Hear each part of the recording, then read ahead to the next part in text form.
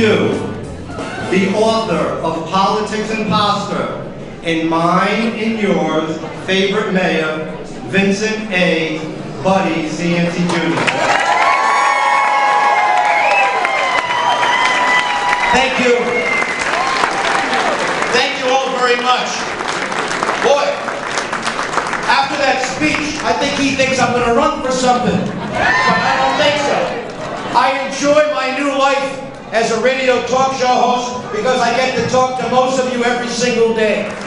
You know, when you write a book, it's like kind of going to Montelillo's and Russ Boyle's at the same time because your whole life flashes before you. And I thought about writing a book when I was in the federally funded gated community. But I thought that there wasn't enough closure, that I had to complete that cycle of my life before I could really sit down and put a pen to paper. And it's really hard to write a book. And when you get your copy and you take it home and you read it, you'll see that it isn't an autobiography. It doesn't start off with, you know, I was born on April 30th, 19, whatever. It doesn't say that. What it does do is tell some humorous stories, and I hope you do have a lot of fun. I'll never forget, and it's in the book, the first day I was in office. And I was totally impressed, and I say in the book that if I had known what it was to be mayor when I walked into the office the first day, I probably wouldn't have voted for myself. Because the job was very intimidating, and I didn't know a lot about it. I just knew that I had a lot of heart and a lot of spirit, and that I could make it happen if I tried. And I realized then that you can have all the vision in the world, but without action, it's just a daydream. And all the action in the world without vision is a nightmare. I remember this building is in the book. Back in the late 70s, they wanted to develop who owned this building was B.A. Dario. Some of you might remember him. He ran Lincoln Track and Castle and all those. And he wanted to tear this building down. It was the Ocean State Theater. And then the part in the book that you really like is when they finally struck a deal and this non-profit group with city support could buy this place and save it. Dario looked at me, he was in my office, and he said, "What about my other $40,000? And I said, "What $40,000? And he said, "They promised me $40,000, $1,000 a day to negotiate." So I said, "Well, I'll call Mr. Miller back." He was the head of Textron. And he's the first time I ever heard him swear. He swore, "I never said that, blah, blah, blah." So I told Dario they don't know anything about this $40,000. He said, "The deal's off, I'm tearing the theater down, blah, blah, blah."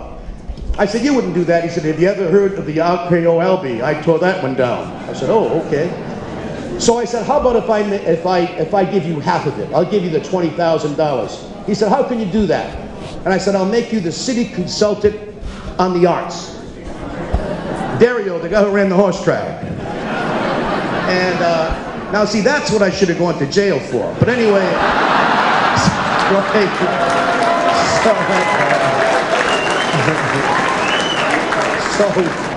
and then the rest was history. Lynn Singleton and Alan Chilly and Donna Santos and the complete staff here, they've turned this place into a world-class entertainment facility that's known all over the United States of America.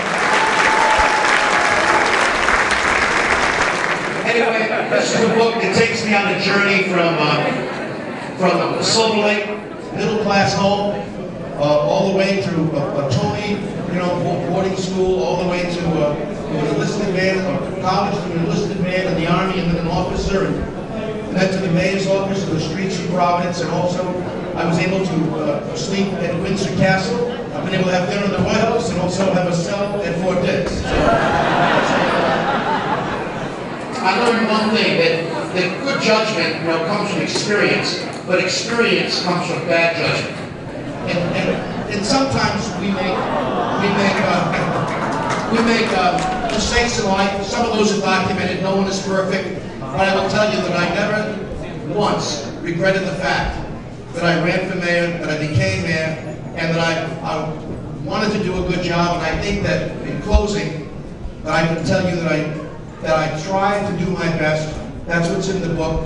And I think perseverance was a quality that I think I enjoyed, because I certainly didn't have a lot of the other qualities, but I did have perseverance. In closing, let me say, people ask me all the time, what are the What's the contribution that you've made to the city? Is it a mall? And a lot of people in this room have a lot to do with that. Or is it a skating rink or a zoo or historic preservation, whatever?